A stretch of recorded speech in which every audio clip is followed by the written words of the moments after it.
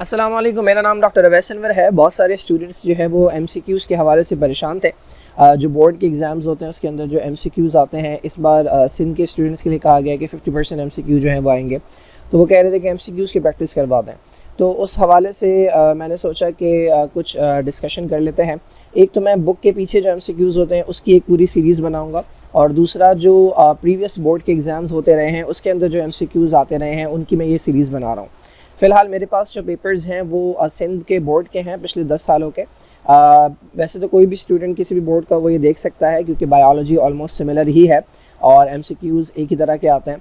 But अगर कोई दूसरे बोर्ड का स्टूडेंट है और वो चाहते हैं कि उनके बोर्ड के भी जो एमसीक्यूज़ हैं प्रीवियस ईयर्स के वो एक्सप्लेन करें या कवर किए जाएँ, तो आप लोग मुझे पेपर्स जो है ना, कोई एक ये ज़िम्मेदारी ले लें कि मुझे प्रीवियस 10 ईयर्स के जो हैं वो पेपर्स भेज दें, तो मैं वहाँ के एमसीक्यूज़ भी कवर करवा दूँगा। तो फ़िलहाल ये हमारे पास जो पेपर है ये 2019 का पेपर है, क्योंकि लास्ट 2019 में ही बोर्ड के एग्ज़ाम्स हुए थे। 2020 के अंदर जो है वो सिर्फ प्रमोट किया गया था। तो ये बॉटनी का पेपर है सिंध बोर्ड का।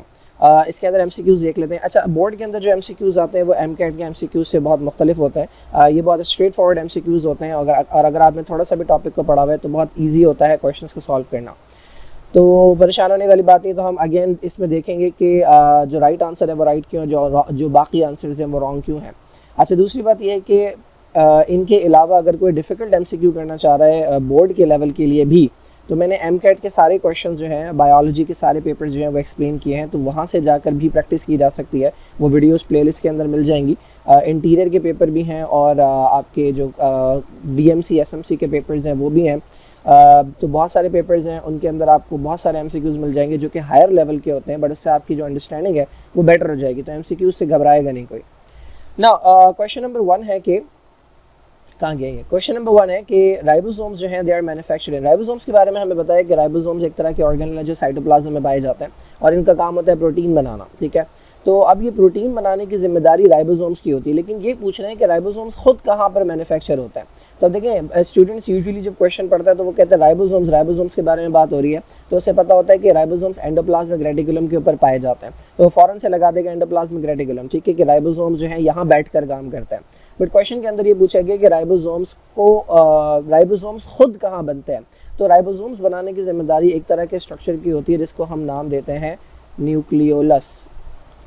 अगर आपने न्यूक्लियस का स्ट्रक्चर देखा हो तो न्यूक्लियस के अंदर एक मौजूद होती है मेम्ब्रेन। कहाँ गया, एक अदद मौजूद होती है मेम्ब्रेन, जो कि बेसिकली 2 मेम्ब्रेन पर मुश्तमिल होती है। इसके अलावा इसके अंदर आपका क्रोमेटिन होता है जो कि क्रोमोसोम्स होते हैं उसमें उलझे हुए। इसके अलावा फ्लूइड होता है। ठीक है, ये सारा फ्लूइड है जिसे न्यूक्लियोप्लाज्म कहते हैं। एंड देन एक अदद बॉडी आपको मिलती है इसके अंदर जिसे आप कहते हैं न्यूक्लियोलस। ये जो न्यूक्लियोलस है जो कि न्यूक्लियस के अंदर पाया जाता है, इसकी जिम्मेदारी होती है राइबोसोम्स को मैन्युफैक्चर करना। ठीक है, तो करेक्ट आंसर जो है वो न्यूक्लियस है। अच्छा, इसमें लगे हुए भी हैं आंसर्स, बट यूजुअली मैंने देखा है कि 10 ईयर्स के अंदर काफ़ी सारे आंसर्स जो हैं वो रॉन्ग भी होते हैं, तो इसमें ज़रूरी नहीं है कि जो सारे आंसर्स लगे हैं वो करेक्ट ही हों। ठीक है, बाकी इनके फंक्शंस के ऊपर थोड़ी सी बात कर लेते हैं। एंडोप्लाज्मिक रेटिकुलम जो है वो 2 तरह का होता है, एक रफ और एक स्मूथ। रफ का काम होता है क्योंकि उस पर राइबोसोम्स होते हैं तो प्रोटीन सिंथेसिस में हेल्प करता है। स्मूथ के मल्टीपल फंक्शंस होते हैं, वो खैर बहुत डिटेल है। गोल्गी बॉडीज़ का क्या काम होता है, दूसरों की बनाई हुई चीज़ों को रिसीव करना, कलेक्शन कहते हैं इसे हम, उसके बाद उसको मॉडिफाई करना, उसके बाद दोबारा पैकेज करके डिलीवर करना। माइटोकॉन्ड्रिया जिसे सेंटर ऑफ एरोबिक रेस्पिरेशन कहते हैं, यहाँ पर एटीपी फॉर्मेशन होती है, यहाँ पे एरोबिक रेस्पिरेशन होती है ना। सेकंड क्वेश्चन है कि ग्लाइकोलाइसिस वो प्रोसेस है जिसमें ग्लूकोज जो है वो ब्रेक डाउन होता है किसके अंदर, ग्लूकोज टूटता है पायरोविक एसिड के अंदर। ठीक है, ये प्रोसेस जो है ये कहाँ पर पाया जाता है, ये प्रोसेस जो है ये होता कहाँ है सेल के अंदर।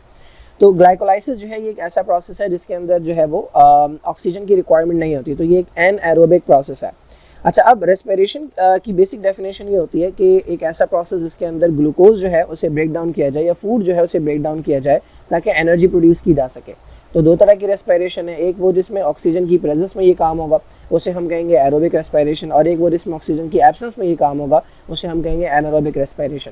तो ग्लाइकोलाइसिस जो है ये समझें कि एनारोबिक रेस्पिरेशन के अंदर आ जाता है, यानी ये रेस्पिरेशन का वो प्रोसेस है बेसिकली। तो ये आपको प्रोडक्ट देता है जो कि आगे जाकर एरोबिक रेस्पिरेशन में शामिल होता है, बट इसके अपने अंदर, इस प्रोसेस के अपने अंदर ऑक्सीजन की रिक्वायरमेंट नहीं होती। तो ये जो ग्लाइकोलाइसिस का प्रोसेस है इसके अंदर होता है कि ग्लूकोज जो है ना एक मशीन में दाखिल होता है, और उससे निकलता है पायरोविक एसिड, ठीक है। इस मशीन को नाम देते हैं ग्लाइकोलाइसिस का, और ये पाई जाती है सेल के साइटोप्लाज्म के अंदर। अभी जो पायरोविक एसिड है ये आगे जाता है और इससे दो प्रोसेसेस के थ्रू गुजर के इससे प्रोड्यूस होती है एटीपी। और ये जो दोनों प्रोसेस हैं, एक को हम नाम देते हैं क्रेब्स साइकिल का और दूसरे को हम नाम देते हैं इलेक्ट्रॉन ट्रांसपोर्ट चेन का। ये दोनों प्रोसेस जो है ये माइटोकॉन्ड्रिया के अंदर होते हैं, ठीक है। इन दोनों को हम एरोबिक कंसिडर करते हैं, और मैंने पहले ही बताया था कि एरोबिक रेस्पिरेशन का जो सेंटर है वो है माइटोकॉन्ड्रिया। तो अगर आपसे पूछा जाता क्रेब्स साइकिल के बारे में, आपसे पूछा जाता इलेक्ट्रॉन ट्रांसपोर्ट चेन के बारे में, तो आंसर होता माइटोकॉन्ड्रिया। बट ग्लाइकोलाइसिस के बारे में पूछा जा रहा है तो ये अच्छा देखिए, साइटोप्लाज्म यहाँ नहीं दिया हुआ। अब कंफ्यूज होने वाली बात नहीं है, क्योंकि साइटोप्लाज्म जो होता है वो बेसिकली दो चीज़ों पर मुश्तमिल होता है। एक उसके अंदर जो लिक्विड होता है वो लिक्विड कहलाता है साइटोसोल, और दूसरे उसके अंदर कुछ ग्रेनुलर पार्ट्स होते हैं जिन्हें हम ऑर्गेनल्स कहते हैं। तो ग्रेनुलर पार्ट्स हटा दें तो जो लिक्विड बच जाता है वो साइटोसोल है। इस साइटोसोल के अंदर वो एंजाइम्स पाए जाते हैं जो कि ग्लाइकोलाइसिस की मशीन को चलाते हैं। Now other than that mitochondria मैं बता चुका हूँ सेंटर ऑफ एरोबिक रेस्पिरेशन है। यहाँ पर क्रेब्स साइकिल होती है, यहाँ पे इलेक्ट्रॉन ट्रांसपोर्ट चेन होती है जिसमें फूड को फर्दर तोड़ा जाता है और उससे एनर्जी प्रोड्यूस की जाती है, और इसके लिए ऑक्सीजन की रिक्वायरमेंट होती है। क्लोरोप्लास्ट वो ऑर्गेनल है जिसके अंदर क्लोरोफिल पाया जाता है, ये प्लांट्स के अंदर पाया जाता है, और इसकी मदद से जो है वो प्लांट्स फोटोसिंथेसिस करते हैं, यानी फूड मैन्युफैक्चर करते हैं। वैक्यूल एक तरह का बैग होता है जिसके अंदर एक्सेस मटेरियल को स्टोर किया जाता है। फूड वैक्यूल वो वैक्यूल होता है जिसमें फूड स्टोर की जाती है, और एक और तरह का वैक्यूल होता है जिसमें वेस्ट स्टोर किया जाता है, that is called contractile vacuole. Now third question है कि these tracheophytes they have neither roots nor leaves. अच्छा, अब ट्रैकियोफाइट्स किन्हें कहते हैं? तो ट्रैकियोफाइट्स वो प्लांट्स होते हैं कि जिनके पास वैस्कुलर बंडल्स पाए जाते हैं, यानी जाइलम भी पाया जाता है और फ्लोएम भी पाया जाता है। अगर आपने चैप्टर नंबर 9 पढ़ा है तो उसके अंदर आपने देखा होगा कि जो इनिशियल ट्रैकियोफाइट्स हैं, यानी जो साइलॉप्सिडा हैं या जो लाइकोप्सिडा हैं, ये इतने बेटर ट्रैकियोफाइट्स नहीं है, यानी इनके अंदर आपको बहुत ज़्यादा अच्छे कैरेक्टर्स जो है ना वो देखने को नहीं मिलते। ट्रैकियोफाइट्स से जो पहले के प्लांट्स हैं जिन्हें हम ब्रायोफाइट्स कहते हैं, उनमें ना तो जाइलम होता है, ना फ्लोएम होता है, और ना ही उनका जो बॉडी स्ट्रक्चर है वो नॉर्मल प्लांट्स की तरह का होता है। ना उनमें रूट्स होती हैं, ना उनमें स्टेम होता है, ना लीव्स होते हैं। उसके बाद जो ट्रैकियोफाइट्स होते हैं, अगेन जो पहले ट्रैकियोफाइट्स हैं जिनको हम कहते हैं साइलॉप्सिडा, उनके अंदर आप उन्हें ट्रैकियोफाइट्स कहते क्यों हैं? क्योंकि उनके अंदर ट्रू स्टेम पाया जाता है। What is true stem? True stem वो स्टेम होता है जिसके अंदर जाइलम हो और जिसके अंदर फ्लोएम हो। तो इनके अंदर ट्रू स्टेम तो होता है, लेकिन चूंकि ये सबसे पहले ट्रैकियोफाइट्स हैं, इनमें ना तो ट्रू रूट्स होती हैं और ना लीव्स होते हैं। तो ये वो ट्रैकियोफाइट्स हैं जिनके अंदर सिर्फ और सिर्फ ट्रू स्टेम पाया जाता है, जिसकी एग्जाम्पल्स आपने पढ़ी है राइनिया। तो राइनिया जो है ये साइलॉप्सिडा से बिलोंग करता है, इनमें सिर्फ और सिर्फ ट्रू स्टेम होता है, रूट्स और लीव्स नहीं होते। उसके बाद आता है लाइकोप्सिडा, जिनके अंदर हम देखते हैं कि लीव्स भी आ जाते हैं, रूट्स भी आ जाते हैं। उसके बाद स्फेनोप्सिडा, इनमें भी होती है। अच्छा, पोटेशियम तो कोई ट्रैकियोफाइट्स की टाइप है ही नहीं, ठीक है। टेरोप्सिडा है, पोटेशियम कोई टाइप नहीं है। Now the fourth question is this controls the opening and closing of stomata. अच्छा, यहाँ से इन्होंने उठा के दे दिया ये, ठीक है। अच्छा, ओपनिंग स्टोमेटा बेसिकली वो पोर्स हैं जो कि प्लांट्स के एरियल पार्ट्स के अंदर पाए जाते हैं, यानी उन पार्ट्स में जो ज़मीन से ऊपर हैं, पर्टिकुलरली लीव्स के अंदर पाए जाते हैं, और इनके थ्रू गैस एक्सचेंज भी होता है और इनके थ्रू ट्रांसपायरेशन भी होती है, यानी जो एक्सेस वाटर है वो इन द फॉर्म ऑफ वेपर जो है वो प्लांट की बॉडी से बाहर जाता है। अब कौन सा आयन है यहाँ पे जिसकी मदद से जो है वो ओपनिंग और क्लोजिंग होती है स्टोमेटा की? तो ये जो प्रोसेस है ये दो चीज़ों पर कंसिस्ट करता है, दो चीज़ें से रेगुलेट करती हैं। एक है सनलाइट, जो सनलाइट है वो रेगुलेट करती है ओपनिंग और क्लोजिंग ऑफ स्टोमेटा को, और दूसरा जो है वो पोटेशियम आयन है।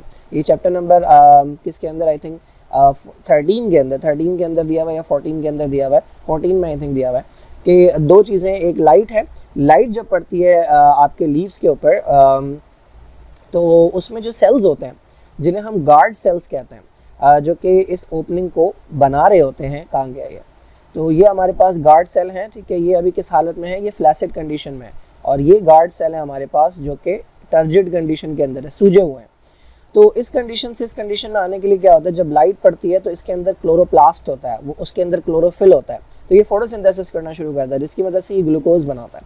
जब ग्लूकोज बन जाता है इसके अंदर, तो ग्लूकोज एक सॉल्यूट है, सॉल्यूट जो है ना वो वाटर को अट्रैक्ट करता है, तो वाटर अंदर आ जाता है। जब वाटर अंदर आ जाता है तो ये सूजने लगता है, तो ये स्वेलअप हो जाता है। सेम काम जो है ना वो पोटेशियम भी करता है। तो लाइट और पोटेशियम ये दो ऐसी चीज़ें हैं जो कि ओपनिंग करवाती हैं स्टोमेटा की। रात के वक्त जब लाइट नहीं होती तो ग्लूकोज यूटिलाइज हो जाता है, सारा का सारा ग्लूकोज जब ख़त्म हो जाता है तो पानी बाहर चला जाता है, और जो गार्ड सेल्स हैं वो दोबारा उसी कंडीशन में आ जाता है।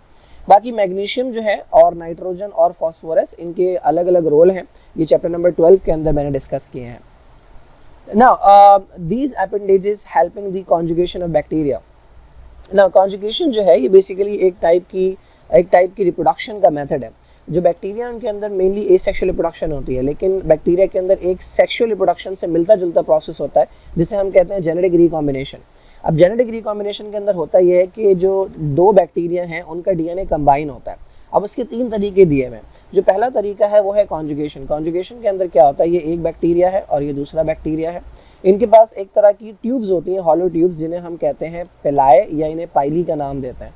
ठीक है, तो ये जो पेलाए या पाइली हैं ये दोनों आपस में कनेक्ट करते हैं और इससे बेसिकली एक अदद कनेक्शन बनता है इनके दरमियान, और ये अपना डीएनए जो है या जेनेटिक मटेरियल जो है वो एक्सचेंज करते हैं, ये ट्रांसफ़र करते हैं, सॉरी एक्सचेंज नहीं करते, ट्रांसफ़र करते हैं।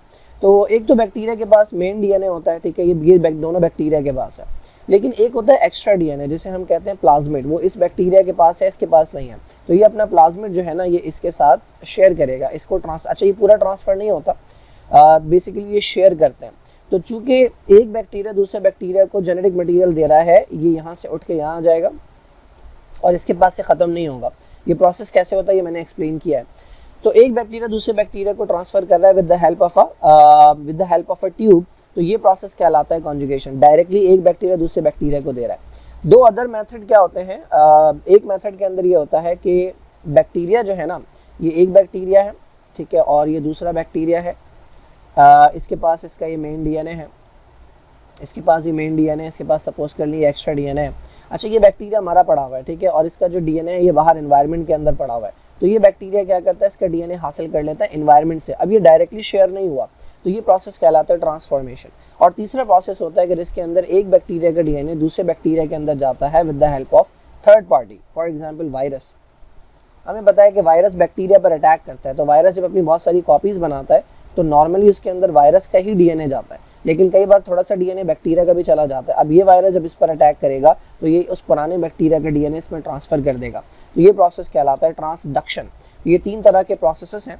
तो इसके अंदर जो दिया हुआ है, किधर गया, हाँ, तो इसके अंदर जो दिया हुआ है कॉन्जुगेशन, तो कॉन्जुगेशन जो है किसकी मदद से होता है, इस पाइली या पिलाई की मदद से होता है, जिन्हें कॉन्जुगेटिंग ट्यूब भी कहते हैं। तो ये दोनों मिलकर जो है ये साइटोप्लाज्मिक एक ब्रिज बनाती हैं जिसके थ्रू प्लाज्मिड शेयर होता है। कैप्सूल जो है ये बैक्टीरिया को हेल्प करता है, पैथोजेनिसिटी उसकी बढ़ाता है, यानी उसको और ख़तरनाक बनाता है, इन्फेक्ट करने में हेल्प करता है। सीलिया जो है ये वो अपेंडेजेस होते हैं जो कि स्विम करने में हेल्प करते हैं, मूवमेंट में हेल्प करते हैं। और फ्लैजेला अगेन ये भी एक ऐसा ऑर्गन है जो कि लोकोमोशन के अंदर हेल्प करता है। नाउ क्वेश्चन नंबर 6 है कि एस्परजिलस फ्लेवस, ये एक टाइप का फंगस है, ये प्रोड्यूस करता है कार्सिनोजेनिक टॉक्सिन। कार्सिनोजेनिक कहते हैं एक ऐसा केमिकल जो कि कैंसर कॉज कर सकता है। कैंसर कहते हैं एबनॉर्मेलिटी को। सेल्स जो हैं जब तक वो बॉडी के कंट्रोल में होते हैं, जब बॉडी कहती है उन्हें डिवाइड करने का तो वो डिवाइड होते हैं, जब कहती है रुक जाओ तो वो रुक जाते हैं। ये नॉर्मल सेल्स होते हैं। अगर सेल इस कंट्रोल से बाहर चला जाए तो ऐसा सेल एबनॉर्मल या कैंसरस सेल कहलाता है। तो बहुत सारी चीज़ें जो कि कैंसर कॉज कर सकती हैं सेकेंड ईयर के अंदर पढ़ाया जाता है यूजुअली। तो उसमें से एक केमिकल है जिसका नाम है जिसका नाम पूछा गया है यहाँ से। तो बेसिकली एस्परजिलस जो है, एस्परजिलस फ्लेवस, ये प्रोड्यूस करता है एफ्लाटॉक्सिन। ये एफ्लाटॉक्सिन ये प्रोड्यूस करता है। अगर ये कहाँ प्रोड्यूस करता है, जो खाने पीने की चीज़ें हम स्टोर करते हैं गोदामों में, तो उनके ऊपर ये ग्रो कर जाता है और ये प्रोड्यूस कर देता है एफ्लाटॉक्सिन। तो ऐसा अगर खाना खा लिया जाए तो ये केमिकल अंदर जाता है और ये लिवर कैंसर जो है यूजुअली कॉज करता है। मैंने जब हेपेटाइटिस वाला टॉपिक पढ़ाया तो मैंने बताया है कि हेपेटाइटिस बी, हेपेटाइटिस सी, ये दोनों वायरस और ये वाला केमिकल एफ्लाटॉक्सिन, इन तीनों के अंदर ये एबिलिटी है कि ये लिवर कैंसर जो है ये कॉज कर सकते हैं। तो ये केमिकल का नाम एफ्लाटॉक्सिन है। अच्छा, बाकी जो दिए हुए ना ये जो टॉक्सिन दिए हुए हैं ये बॉडी के जिस पार्ट के ऊपर अफेक्ट करते हैं उस हिसाब से दिए हुए हैं। फॉर एग्जांपल न्यूरोटॉक्सिन वो है जो कि जो कि आपके नर्वस सिस्टम को अफेक्ट करेगा। हीमोटॉक्सिन वो है जो कि आपके ब्लड को अफेक्ट करेगा। माइकोटॉक्सिन, माइको का वर्ड जो है ये फंगस के लिए यूज़ किया जाता है, तो खैर माइको का मतलब फंगस से आ रहा है। मायो अगर होता तो फिर इसका मतलब होता है वो मसल्स को अफेक्ट कर रहा है, ठीक है। तो ये न्यूरोटॉक्सिन या हीमोटॉक्सिन जो है ये बेसिकली आपका जो स्नेक का वेनम होता है वो होते हैं जो कि आपके दिमाग पर या फिर ब्लड को जमने नहीं देते। जब ब्लड की जमने की एबिलिटी ख़त्म हो जाती है तो खून बहुत ज़्यादा बहता है। तो जिन लोगों को सांप काट लेता है उनके अंदर ये प्रॉब्लम देखी जाती है। ना क्वेश्चन नंबर 7 है लाइकोपरसाइकम एस्कुलेंटम, ये बॉटनी ये वो है साइंटिफिक नेम है। अच्छा, इसके अंदर एक बात मैं क्लियर कर दूं, किसी भी ऑर्गेनिज्म का जो नेम होता है वो पूरा नेम जो है ना वो दो बेसिकली पार्ट्स के ऊपर कंसिस्ट करता है। इसके अंदर जो पहला पार्ट है वो इसके जीनस को शो करता है और जो दूसरा पार्ट है वो इसकी स्पीशी का नेम होता है। ठीक है, जीनस का नाम जो है वो कैपिटल अल्फ़ाबेट से स्टार्ट होता है, स्पीशी का नेम जो है वो स्मॉल अल्फ़ाबेट से स्टार्ट होता है। तो उन्होंने पूछा है कि लाइकोपरसाइकम एस्कुलेंटम जो है ये किसका बॉटनिकल नेम है। तो ये कॉमन बॉटनिकल नेम पूछ लिए जाते हैं। लाइकोपरसाइकम एस्कुलेंटम कहते हैं टोमेटो को। एप्पल के लिए जो वर्ड यूज़ होता है, जो नेम यूज़ होता है वो है पायरस मेलस। अच्छा, एम छोटा आएगा, पायरस मेलस। जो पोटैटो और ब्रिंजल है, इन दोनों का जो जीनस का नेम है वो सेम है, वो है हमारे पास सोलेनम। ठीक है, पोटैटो का जो स्पीशी नेम है वो है ट्यूबरोसम, सोलेनम ट्यूबरोसम। अब ये तो याद करने वाली चीज़ है। और इसका जो है वो है मिलोंगिना या मिलोंजिना पढ़ते हैं इसे ना। क्वेश्चन नंबर 8 है it is a heterosporous plant. Heterospory किसे कहते हैं? दो तरह के स्पोर्स प्रोड्यूस करना जो है वो प्रोसेस कहलाता है हेटेरोस्पोरी। एक छोटे स्पोर्स होते हैं जिन्हें हम माइक्रोस्पोर कहते हैं, एक बड़े स्पोर होते हैं जिन्हें हम मेगास्पोर कहते हैं। तो ये प्रोसेस के जिसके अंदर कोई एक प्लांट जो है वो दो तरह के स्पोर्स बनाए वो हेटेरोस्पोरी कहलाता है, और अगर एक ही तरह के स्पोर बने तो वो होमोस्पोरी कहलाता है। अच्छा, जब भी हेटेरोस्पोरी होती है, दो तरह के स्पोर्स बनते हैं, तो उन स्पोर से जो गैमेटोफाइट होते हैं वो भी दो तरह के होते हैं। जो छोटे वाले स्पोर से गैमेटोफाइट बनता है वो मेल होता है, और जो बड़े वाले स्पोर से बनता है वो फीमेल गैमेटोफाइट होता है। ठीक है, यानी ऐसा गैमेटोफाइट बनता है जिसके ऊपर सिर्फ एक तरह का स्ट्रक्चर है। ये ऐसा गैमेटोफाइट है जिसके ऊपर एक तरह का स्ट्रक्चर है, यानी मेल स्ट्रक्चर है, यानी इसमें मेल गैमेट प्रोड्यूस होंगे, फीमेल नहीं होगा। और इस गैमेटोफाइट पर सिर्फ फीमेल गैमेट प्रोड्यूस होगा, यानी ये गैमेटोफाइट कहलाते हैं यूनिसेक्सुअल। ठीक है, तो ये पूछ रहे हैं कि भाई कौन सा प्लांट है, कि मैं पहले भी बता चुका हूँ जब मैं चैप्टर नंबर 9 पढ़ा रहा था, ये टॉपिक पढ़ा था। मैंने कहा हमेशा बार बार ये पूछते हैं आपसे, क्यों पूछते हैं मैं बताता हूँ। क्योंकि अगर आप ट्रैकियोफाइट्स को देखेंगे तो ट्रैकियोफाइट्स के अंदर जो आखिरी की कैटेगरी है जिसे आप स्पर्माप्सिडा कहते हैं, तो वो स्पर्माप्सिडा जो है ना उसके अंदर जितने भी प्लांट्स हैं जो जिम्नोस्पर्म्स और एंजियोस्पर्म्स हैं वो सारे के सारे हेटेरोस्पोरस हैं। अच्छा, उससे पहले के जितने भी प्लांट हैं ना वो होमोस्पोरस हैं, उनमें एक तरह के स्पोर्स प्रोड्यूस होते हैं सिवाय इसके। दैट इज़ वाई ये बार बार पूछा जाता है। सिलेजिनेला जो है ये लाइकोप्सिडा वाली कैटेगरी से बिलोंग करता है, और सिलेजिनेला जो है ये वाहिद आपने याद रखना है कि जिसके अंदर दो तरह के स्पोर्स प्रोड्यूस होते हैं। बाकी जो स्पर्माप्सिडा हैं यानी जिम्नोस्पर्म्स और एंजियोस्पर्म, उनसे पहले जितने भी प्लांट हैं वो सारे के सारे वो हैं होमोस्पोरस। ये जो लाइकोपोडियम है ये भी लाइकोप्सिडा से बिलोंग करता है, लेकिन इसके अंदर सिर्फ एक तरह के स्पोर्स प्रोड्यूस होते हैं। मॉस जो है ये ब्रायोफाइट्स हैं, इनमें भी एक तरह के स्पोर्स प्रोड्यूस होते हैं। और राइनिया जो है ये साइलोप्सिडा से बिलोंग करता है, ये भी होमोस्पोरस है ना। Flow of energy in an ecosystem, ये अभी तक टॉपिक मैंने पढ़ाया नहीं है, ये चैप्टर नंबर 11 के अंदर है। फ्लो ऑफ एनर्जी के अंदर बेसिकली ये एक्सप्लेन किया गया है कि किस तरह से जो एनर्जी है वो ट्रैवल करती है। जैसे कि जो हमारे पास प्लांट्स हैं उन्हें हम ऑटोट्रॉफ्स कहते हैं। ऑटोट्रॉफ्स क्या करते हैं, जो एनर्जी है उसे करते हैं ट्रैप। ठीक है, और वो एनर्जी आती कहाँ से? वो एनर्जी सन से आती है। तो सन से जो एनर्जी आती है वो उसे ट्रैप करते हैं, उससे वो अपनी बॉडी के स्ट्रक्चर्स बनाते हैं। ग्लूकोज बनाते हैं, फिर ग्लूकोज से क्या बनाते हैं? ग्लूकोज से प्रोटीन्स बनाते हैं, तो वो उनकी बॉडी बिल्ड हो रही है। अच्छा, इसको खाते हैं आपके प्राइमरी कंज्यूमर्स जिन्हें आप हर्बीवोर्स कहते हैं। हर्बीवोर जो कि प्लांट्स खाने वाले एनिमल्स होते हैं। तो ये एनर्जी उनमें ट्रांसफ़र हो जाती है। उसके बाद उन्हें खाते हैं सेकेंडरी कंज्यूमर्स जो कि कार्निवोरस होते हैं, फिर उन्हें खाते हैं टर्शरी कंज्यूमर्स जो अगेन कार्निवोरस होते हैं, और फिर वो मर जाते हैं। तो क्या होता है, उन्हें जो है वो डिकम्पोजर जो है वो ब्रेक कर देते हैं। तो ये जो फ्लो है एनर्जी का इकोसिस्टम के अंदर, ये नॉन साइक्लिक नहीं होता। ठीक है, वैसे तो आप कह सकते हैं नॉन साइक्लिक बिकॉज ये घूम के वापस नहीं आता, बट इसके लिए बेटर टर्म जो इस्तेमाल की जाती है वो है यूनिडायरेक्शनल। ठीक है, अगर आप इसको देखें तो हमारे पास जो एनर्जी है वो स्टार्ट हो रही है सन से जा रही है प्लांट्स के पास, प्लांट से जा रही है फिर एनिमल्स के पास। ठीक है, एनिमल्स के अंदर पे डिफरेंट लेवल्स हैं, primary consumer, secondary consumer, tertiary consumer. तो एक बार जो एनर्जी ट्रांसफ़र हो जाती है वो वापस इसके पास नहीं जाती, एक बार जो एनर्जी ट्रांसफ़र हो जाती है वो वापस इसके पास नहीं जाती। तो ये नॉन साइक्लिक, ठीक है, नॉन साइक्लिक कहा जा सकता है, बट इससे हम कहते हैं कि ये एक डायरेक्शन के अंदर फ्लो कर रहा है। और हर बार जब एक से दूसरे के पास एनर्जी जाती है, इन एनिमल्स के अंदर भी जब प्राइमरी से सेकेंडरी में, सेकेंडरी से टर्शरी में जब एनर्जी जाती है तो कुछ एनर्जी लॉस होती है। तो हम इस फ्लो ऑफ एनर्जी को यूनिडायरेक्शनल कहते हैं, नॉन साइक्लिक या साइक्लिक नहीं कहते। ना क्वेश्चन नंबर 10 है absorption of water. By a hydrophilic substance is called. अच्छा ये 14 चैप्टर के अंदर जो है ये एक डेफिनेशन लिखी हुई है कि कोई भी ऐसा सब्सटेंस जो कि हाइड्रोफिलिक हो यानी वाटर लविंग हो, वो किसी भी वो जब वाटर को एब्जॉर्ब करता है तो इस प्रोसेस को हम इम्बाइबिशन कहते हैं। तो इसकी एग्जांपल्स के अंदर आपको मिल जाएगा कि आप जब चने भिगाते हैं रात को तो वो वाटर को एब्जॉर्ब करके जो है वो स्वॉल अप हो जाते हैं।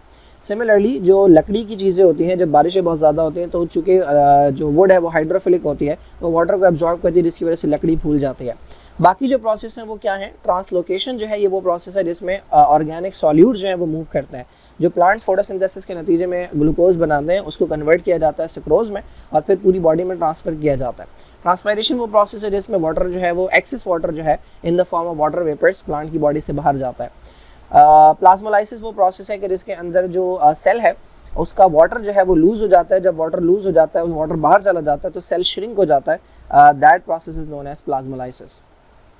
Now question number 11 is the movement of ions or molecules through carrier protein is called। अच्छा देखिए, इसमें कहीं पर भी हमारे पास दो तरह के ट्रांसफ़र होता है। एक वो होता है कि जिसमें एनर्जी की रिक्वायरमेंट नहीं होती, उसे हम पैसिव कहते हैं, और एक वो होता है जिसमें एनर्जी की रिक्वायरमेंट होती है, उसे हम एक्टिव कहते हैं। तो पैसिव ट्रांसपोर्ट जो है उसकी दो टाइप्स हैं, एक को डिफ्यूजन कहते हैं और एक को ऑस्मोसिस कहते हैं। अच्छा यहाँ पर इन्होंने कहीं पर भी जो है वो मेंशन नहीं किया कि एनर्जी की रिक्वायरमेंट हो रही है।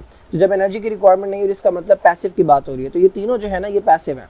अच्छा ये जो है प्रेशर पोटेंशियल जो है ये किसी तरह की ट्रांसपोर्ट नहीं है, ठीक है, ये एक और टॉपिक है, ये एक अलग टॉपिक है, ये ट्रांसफ़र की या मूवमेंट की एग्जाम्पल के अंदर नहीं आता। अच्छा अब हमने देखना है कि पैसिव के अंदर कौन सी टाइप जो है ना उसके बारे में यहाँ बात हो रही है। तो देखें, जब भी आप किसी भी आयन या किसी भी मॉलिक्यूल की बात कर रहे होते हैं ना, यानी स्पेसिफिकली वाटर की बात नहीं कर रहे, तो हम ऑस्मोसिस की बात नहीं कर रहे होते। जब भी आप ये बात करते हैं कि मूवमेंट ऑफ एनी मॉलिक्यूल या मूवमेंट ऑफ एनी आयन जो है from one place to another place, तो बात हो रही होती है डिफ्यूजन की, तो ऑस्मोसिस को बाहर निकाल देते हैं। एक और तरीके से मुझे पता है कि ऑस्मोसिस की बात नहीं हो रही। नंबर वन, एक तो ये है कि वाटर की बात नहीं हो रही स्पेसिफिकली, और दूसरी बात यह है कि किसी मेम्ब्रेन के थ्रू जो है ना, किसी सेलेक्टिवली परमिएबल मेम्ब्रेन के थ्रू गुजरने की बात नहीं हो रही। इसका मतलब ऑस्मोसिस की बात नहीं हो रही। अच्छा अब आ जाते हैं डिफ्यूजन कौन सा, क्या सिंपल डिफ्यूजन है या फैसिलिटेटेड है। तो सिंपल डिफ्यूजन वो होता है कि जिसके अंदर चीज़ें मूव कर जाती हैं डायरेक्टली मेम्ब्रेन के थ्रू। ये लिपिड है, ये मेम्ब्रेन के अंदर लिपिड है, और ये यहाँ पे प्रोटीन है, ठीक है, ये लिपिड है। तो यहाँ से जो चीज़ें गुजरती हैं वो बेसिकली सिंपल डिफ्यूजन होता है। इन्हें ना किसी मॉलिक्यूल की मदद होती है ना किसी और चीज़ की। एनर्जी तो चाहिए ही नहीं ना, क्योंकि ये पैसिव है, तो किसी मॉलिक्यूल की भी ज़रूरत नहीं होती, बस वो यहाँ से आती है और मेम्ब्रेन जो है उसके थ्रू गुजर के अंदर आ जाती है, बाहर चली जाती है कोई भी चीज़। तो फॉर एग्जांपल गैसेज हैं, ऑक्सीजन है या कार्बन डाइऑक्साइड है, तो ये इस तरीके से गुजरते हैं। फैसिलिटेटेड डिफ्यूजन वो होता है कि जिसमें अगेन एनर्जी नहीं चाहिए होती, क्योंकि पैसिव की एग्जांपल है तो एनर्जी तो नहीं चाहिए होती, बट ये एक ऐसा मॉलिक्यूल होता है जो डायरेक्टली मेम्ब्रेन से नहीं गुजर सकता। क्यों? क्योंकि मेम्ब्रेन है लिपिड की बनी हुई और ये वाला मॉलिक्यूल लिपिड का नहीं बना हुआ, ठीक है, तो ये इसको गुजरने की इजाज़त नहीं देती। तो ये एक प्रोटीन है जो कि रास्ता बनाएगी इसके लिए।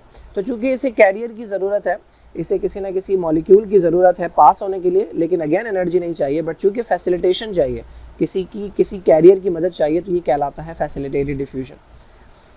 Now question number 12 है chloroplast. Chloroplast basically contains these stacks of thylakoid. अब क्लोरोप्लास्ट का जो स्ट्रक्चर है वो अगर आपने पढ़ा है तो ये अगेन दो मेम्ब्रेन आ गई, ठीक है, उसके बाद अंदर ये सर्कुलर से स्ट्रक्चर होते हैं। ये एक सिंगल स्ट्रक्चर जो है ना ये कहलाता है थाइलाकॉइड, और कहीं कहीं पर ये सिंगल होते हैं, कहीं कहीं पर क्या होता है कि ये थाइलाकॉइड मिलकर जो है ये एक अदद ग्रुप बनाते हैं। तो ये ग्रुप के बारे में पूछा गया, इस ग्रुप को हम नाम देते हैं ग्रेनम, ठीक है, तो ये ग्रुप ग्रेनम है। और इसके अलावा बाकी जितना एरिया है ये कहलाता है स्ट्रोमा।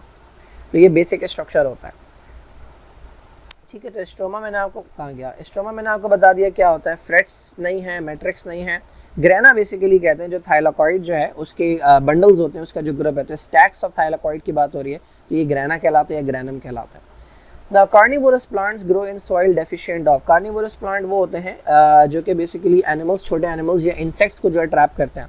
क्यों करते हैं? उसका रीज़न ये कि जिस मिट्टी के अंदर ग्रो कर रहे होते हैं वहाँ पर नाइट्रोजन की कमी होती है, तो वो नाइट्रोजन की कमी को पूरा करते हैं शिकार करके। अब नाइट्रोजन क्यों चाहिए होता है? तो आपका क्लोरोफिल बनाने के लिए चाहिए नाइट्रोजन, एटीपी बनाने के लिए चाहिए नाइट्रोजन, प्रोटीन्स बनाने के लिए चाहिए नाइट्रोजन, डीएनए आरएनए बनाने के लिए चाहिए नाइट्रोजन। तो उस नाइट्रोजन की कमी को पूरा करने के लिए ये शिकार करते हैं। बाकी फॉस्फोरस, पोटेशियम के रोल जो हैं ये चैप्टर नंबर 12 के अंदर डिटेल में बताए गए हैं। Now question number 14 है vacuole is surrounded by this membrane. अच्छा, ये जितने भी स्ट्रक्चर्स हैं, ल्यूकोप्लास्ट हो गया, क्लोरोप्लास्ट हो गया, क्रोमोप्लास्ट हो गया, अच्छा हाँ, तो ये तीन जो है ना, ये बेसिकली स्ट्रक्चर्स के नाम हैं। ये तीनों जो है ना, ये प्लास्टिड की टाइप्स हैं, ठीक है। तो ये तो हो ही नहीं सकते। अगर आपको सिर्फ इतना भी पता है कि ये प्लास्टिड की टाइप है, तो आपको पता है कि ये नहीं हो सकते, ये नाम नहीं हो सकते, क्योंकि ये खुद एक ऑर्गेनल है। इन्होंने पूछा है कि जो वैक्यूल है, जो एक ऑर्गेनल है, उसके अराउंड जो मेम्ब्रेन होती है उसका नाम पूछा है। तो अगर इन तीनों को हटा दे तो बच जाता है टोनोप्लास्ट। बेसिकली वैक्यूल की जो मेम्ब्रेन होती है उसको कहते हैं हम टोनोप्लास्ट। ये जो सिंगल लेयर वाली मेम्ब्रेन है, ये टोनोप्लास्ट कहलाती है। बाकी ये जो ये तीनों प्लास्टिड की टाइप में, इन सब के अंदर पिगमेंट्स मौजूद होते हैं। क्लोरोप्लास्ट में ग्रीन हेल्प करता है फोटोसिंथेसिस में, क्रोमोप्लास्ट में डिफरेंट कलर के पिगमेंट्स होते हैं, ये प्लांट्स को अट्रैक्टिव बनाते हैं, और ल्यूकोप्लास्ट जो है ये कलरलेस होते हैं या वाइट होते हैं, और ये यूजुअली स्टोरेज ऑर्गन्स के अंदर पाया जाता है। नाउ क्वेश्चन नंबर 15 है the number of chromosome in the sporophyte of Alva. Alva जो है ये चैप्टर नंबर 7 के अंदर मिल जाएगा। ये एल्गी की टाइप है, एल्गी की एग्जांपल है। एल्गी बेसिकली वो ऑर्गेनिजम्स होते हैं जो प्लांट्स से सिमिलैरिटी रखते हैं, लेकिन अगेन उनमें डिफरेंसेस भी होते हैं। अब जो अल्वा है उसकी भी दो जनरेशन्स होती है। जिस तरह प्लांट्स की दो जनरेशन होती है, इस तरह अल्वा की भी दो जनरेशन्स होती है। एक इनका स्पोरोफाइट होता है, एक इनका गैमेटोफाइट होता है, यानी स्पोर बनाने वाली बॉडी और गैमेट बनाने वाली बॉडी। अच्छा, ये जो दोनों बॉडीज़ है ना, ये दोनों एक जैसी नज़र आती हैं, तो इस प्रोसेस को हम नाम देते हैं, ये जो प्रोसेस है कि इसके अंदर स्पोरोफाइट से गैमेटोफाइट बनता है, गैमेटोफाइट से स्पोरोफाइट बनता है, ये प्रोसेस कहलाता है ऑल्टरनेशन ऑफ जनरेशन। इसके अंदर कहते हैं हम, ये है आइसोमॉर्फिक। आइसोमॉर्फिक का मतलब क्या है कि इन दोनों की शक्ल एक जैसी होती है। तो फ़र्क कैसे किया जाता है? जो स्पोरोफाइट होता है ना, वो होता है डिप्लॉइड, यानी इसके हर सेल के अंदर पूरे क्रोमोसोम होते हैं, ठीक है, तो इसे हम 2n से रिप्रेजेंट करते हैं। और जो गैमेटोफाइट होता है वो होता है हैप्लॉइड, यानी इसके हर सेल के अंदर आधे क्रोमोसोम होता है। तो पूरे क्रोमोसोम कितने होते हैं? 26। तो अगर आपको एक अल्वा मिलता है, ठीक है, तो दिखने में तो वो एक ही जैसा नजर आएगा। आप पता लगाना चाहते हैं कि भाई ये इसका स्पोरोफाइट है या गैमेटोफाइट, तो आपको क्या करना पड़ेगा? उसकी क्रोमोसोम के नंबर काउंट करने पड़ेंगे। अगर 26 क्रोमोसोम आपको मिल रहे हैं तो इसका मतलब ये स्पोरोफाइट है, इससे स्पोर्स बनेंगे। और अगर उसके अंदर आपको 13 क्रोमोसोम्स मिल रहे हैं सेल में, तो इसका मतलब ये उसका गैमेटोफाइट है, ठीक है। तो नंबर ऑफ क्रोमोसोम स्पोरोफाइट के अंदर होते हैं अल्वा के 26। Now these bacteria are surrounded by flagella. अच्छा, अब बैक्टीरिया जो है ना, उसके अंदर फ्लैजेला की बेसिस के ऊपर हमारे पास डिफरेंट टाइप के बैक्टीरिया होते हैं। एक बैक्टीरिया होते हैं जिन्हें हम कहते हैं एट्राइकस, इनके ऊपर कोई फ्लैजेला मौजूद नहीं होता। फ्लैजेला वो स्ट्रक्चर है जो कि लोकोमोशन में हेल्प करता है। एक वो होते हैं जिन्हें हम कहते हैं मोनोट्राइकस। मोनोट्राइकस के अंदर एक सिंगल फ्लैजेला निकला हुआ होता है।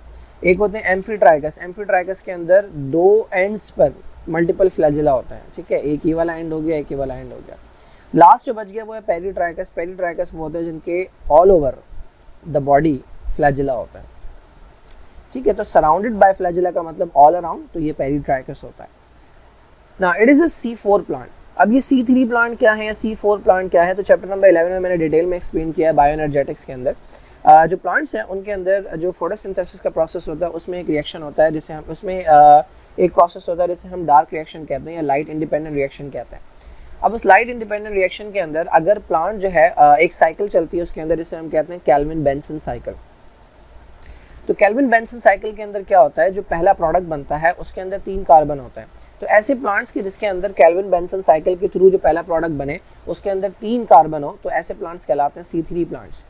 बट कुछ प्लांट्स ऐसे होते हैं कि जिनके अंदर जो लाइट इंडिपेंडेंट रिएक्शन होता है उसमें जो पहला प्रोडक्ट होता है वो 3 कार्बन वाला नहीं होता, बल्कि वो 4 कार्बन वाला होता है। तो वो 4 कार्बन वाला जो कंपाउंड है वो जिन जिन प्लांट्स के अंदर बनता है उन प्लांट्स को हम कहते हैं C4 प्लांट। तो यहाँ पर इन्होंने पूछा है कि भाई इनमें से कौन सा जो है कौन सी एग्जाम्पल जो है वो C4 प्लांट की है। तो इसके अंदर ये जो शुगर केन है ये बेसिकली एक C4 प्लांट है। ये जो एप्पल है ये C3 प्लांट है, ठीक है। This one is the C4। Apple जो है ये हमारे पास C3 प्लांट है, जबकि जो पाइनएप्पल और कैक्टस है ये एक अलग वैरायटी के अंदर आते हैं जिन्हें हम कैम प्लांट्स कहते हैं। ये कैम प्लांट्स क्या होते हैं मैंने डिटेल में एक्सप्लेन किया है लेक्चर के अंदर।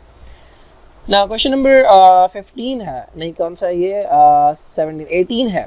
रस्ट एंड स्मट्स जो है ये बिलोंग करते हैं कौन सी कैटेगरी से? तो रस्ट एंड स्मट जो है ये ये दोनों जो है ये फंगस है, और ये पैथोजेनिक फंगस है। पैथोजेनिक फंगस का मतलब ये है कि ये प्लांट्स के अंदर डिजीजेस कॉज करते हैं, हार्मफुल फंगस है, नुकसान पहुंचाने वाले फंगस है।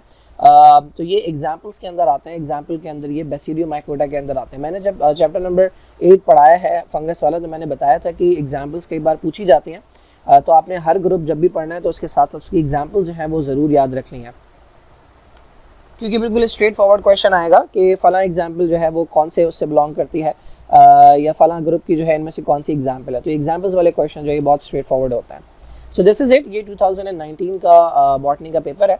वन बाय वन हम सारे पेपर जो है वो कवर करेंगे। थोड़ी थोड़ी एक्सप्लेनेशन मैं इसलिए देता जा रहा हूँ ताकि पेपर रिव्यू हो जाए, टॉपिक रिव्यू हो जाए। अच्छा, जो क्वेश्चन मैं प्रीवियस पेपर में बता चुका हूँ वो क्वेश्चन अगले पेपर में अगर रिपीट होगा तो वो मैं स्किप कर दूंगा ताकि टाइम जो है वो ज़ाया ना हो।